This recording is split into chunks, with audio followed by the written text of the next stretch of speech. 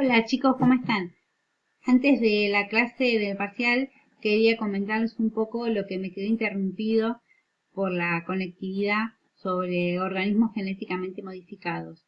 Yo sobre esta información les dejo igual en Padlet. La fuente bibliográfica con la que trabajé es un trabajo de CONICET del año 2009. Después hubo bastantes más investigaciones sobre el tema, pero bueno, tiene un poco esto de los pros y los contras de sobre todo la soja transgénica y el uso de glifosato, ¿no? El herbicida resistente a las malezas que más se utilizó. Y en realidad lo que quería más comentarles era que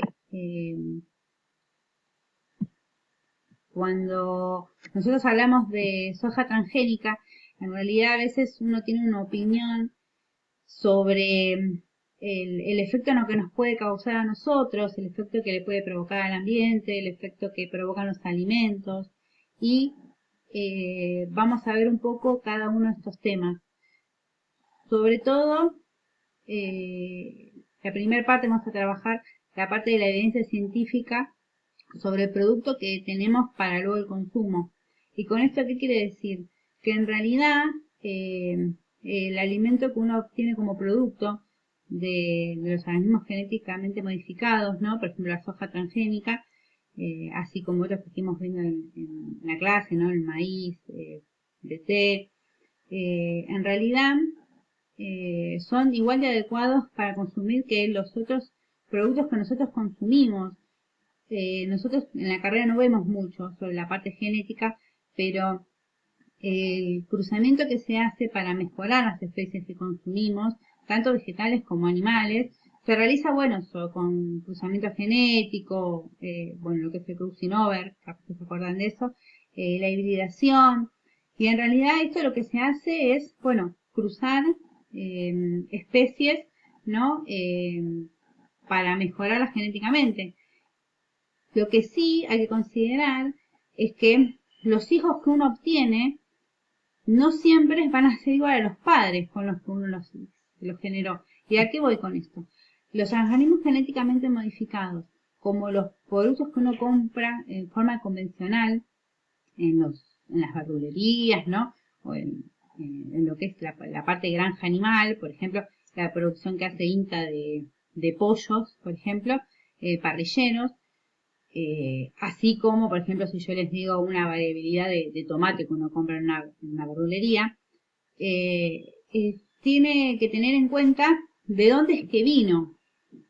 Y ahí, vemos la parte genética de los padres, en donde, por ejemplo, si yo voy a comprar un pollo de INTA para criarlo y para comerlo, luego después, si no lo como y lo hago tener, no va a tener la misma genética que tuvo su padre, ¿no? Y de la misma manera, por ejemplo, si uno va a comprar tomates y agarra las semillas de ese tomate y va a hacer una planta de tomate, obtenga quizás tomate, pero va a tener uno y no va a tener la misma cantidad que el productor que tiene a los padres, ¿no? De esos tomatitos. Entonces, lo que pasa con los organismos genéticamente modificados es lo mismo. El, el de la empresa, por ejemplo, por decir Monsanto, tiene a los padres de la semilla de la soja y lo que vende es la semilla. Si yo tendría después la semilla para generar de vuelta una planta de soja y querer obtener soja de vuelta, esa soja no tendría tanto poder eh, de producción como que la que tiene el fabricante, ¿no? Y ahí es donde hay que tener en cuenta, todo esto, ¿no? Se dice, ¿no? La variabilidad y el poder que tienen los padres de lo que uno después va a producir. Estas características se dan tanto en los organismos genéticamente modificados como en los alimentos convencionales. ¿Y qué es lo que yo quiero decir con esto? Es que en realidad la variabilidad genética y el poder propio de cada producto que tiene que ver con el ambiente en donde se desarrolla, ¿sí? Por eso muchas veces uno habla de que el poder, por ejemplo, germinativo o el poder que uno tiene de su producción, sobre todo en el área rural, depende del ambiente en donde uno lo produce. Y ahí es en donde se habla de el impacto, bueno, esto del flujo transgénico inverso, ¿no? De todas las desventajas que puede generar el uso de, por ejemplo, algo a gran escala, sin considerar al productor que produce más chico, ¿no? Esto, bueno, sobre la evidencia científica de la producción de la soja, de productos genéticamente modificados. Luego, lo que, bueno, también consideramos es, bueno, la actividad ambiental, que, que el impacto, ¿no? Y ahí sí vamos a ver que si uno usa la labranza directa, ¿no? Que está usando el organismo genéticamente modificado al trabajar a gran escala, si a la fuerza voy a usar, se le dice un barbecho químico, ¿no? El barbecho químico es todo lo que es la rotación, la destrucción de malezas, utilizando agroquímicos, que es lo que la producción convencional no usa, ¿no? Y todo este sistema no lo vamos a ver ahora, porque yo sé que ustedes lo han visto en detalle en producción de no me acuerdo el nombre de la materia, en la parte de campo, cuando ven el boom de la soja, ¿no? En realidad el tema es que, considerando el uso del agroquímico, nosotros vamos a tener un montón de impacto en donde se trabaje. ¿Por qué? Porque la producción de la siembra directa se hace a gran escala y utiliza a gran escala maquinaria y gente que muchas veces no está capacitada o no utiliza la protección necesaria. Entonces es necesario hacer un análisis sobre la inocuidad, ¿no? Que estamos teniendo. Cuando hablamos de inocuidad, hablamos de, bueno, esto, ¿no? De cómo evaluar al alimento que uno va a consumir, que va a tener este residuo fitosanitario del agroquímico, considerando la actividad que uno hace, ¿no? En forma intencional y no intencional, ¿no? Para evaluar futuros peligros que se van teniendo. Esto se va, bueno, testeando día a día y el límite máximo del residuo se va modificando, ¿no? De acuerdo, bueno, a los resultados que se han encontrado, así como la ingesta diaria teórica máxima y la ingesta diaria admisible que propone FAO a partir de investigaciones.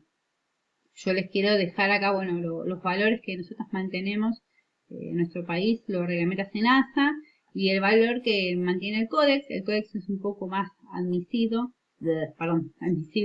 en los valores, pero bueno, nosotros sabemos que en nuestro país es un poco amplio en lo que es materia de utilización de agroquímicos, ¿no? Tenemos las grandes empresas que seguramente lo van a tener mucho más regulado, y después otros productores y zonas rurales en donde no hay tanto análisis, ¿no? Y ahí es donde viene el verdadero problema. Yo les propongo a ustedes en realidad hacer una evaluación de impacto, ¿no?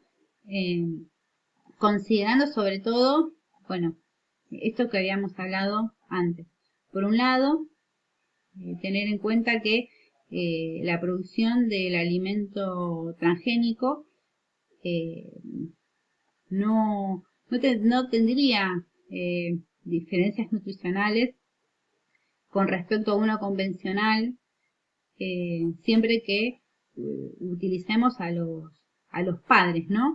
No querramos generar de la producción una nueva producción, porque, bueno, la variabilidad del producto, las condiciones ambientales, la soja, por ejemplo, si bien se hizo de laboratorio, luego después se hace un análisis de la zona donde se va a trabajar, y se evalúa, bueno, nuevamente la parte convencional, ¿no? Las resistencias que tienen las temperaturas, a la humedad, bueno, y otros análisis. Pero considerar que la parte nutritiva debería ser la misma, tanto del aspecto convencional como el transgénico de cualquier alimento, siempre que uno no quiera volver a producir sobre lo comprado. Ese es el negocio del paquete tecnológico, ¿no? Pero en realidad también es el negocio del verdulero y al que uno le compra, al que el productor, por ejemplo, de pollos le compra los pollos, ¿no? Si no, todos quedarían sus propios alimentos. Después, bueno, considerar la acumulación, ¿no?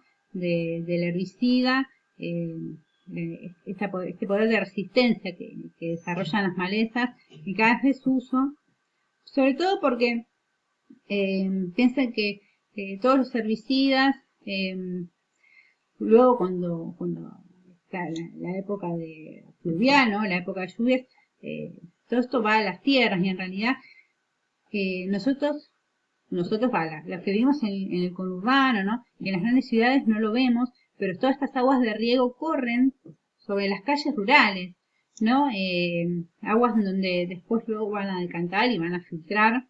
No digo que siempre lleguen a los pozos de agua, pero la contaminación es más cercana de lo que uno piensa, ¿no? Y la exposición agrícola, tanto de los trabajadores como de la población fértil, ¿no? Femenina, como la población infantil, está más cerca de lo que uno se imagina y la toxicidad que genera, tanto bueno, en las células placentales como en la formación de las células, es realmente interesante. Si ustedes buscan en internet hay un montón de trabajos de CONICET sobre el norte argentino. Ahora, bueno, se les dio un poco más de atención. Y luego también estudios que se han hecho sobre, bueno, lo que es el campo, ¿no? Estudios de campo en la parte acuática, en la parte terrestre, que indican que en realidad los agentes coadyuvantes, el surfactante que tiene el glifosato, son los que causan la disminución de la abundancia de la ecología, ¿no? Entonces, bueno, considerar que si quizás podemos obtener, está bien pensarlo por una falta de alimentos, ¿no? Que se empezó a generar, toda la masificación de productos, ¿no? Pero bueno, considerar si la producción convencional mantiene los mismos nutrientes que los productos transgénicos y tiene un menor impacto ambiental, o necesitan una menor regulación también de su impacto, quizás serían preferibles. Así que bueno, yo les dejo igualmente la bibliografía citada. Es una bibliografía bastante extensa, pero es muy completa en los pros y los contras. Luego después ustedes verán qué posición tomar, ¿no? Así que bueno, les mando un besito y espero les haya gustado. Cualquier cosa que tengan duda, me escriben un correo electrónico y lo echan. Les mando un besito.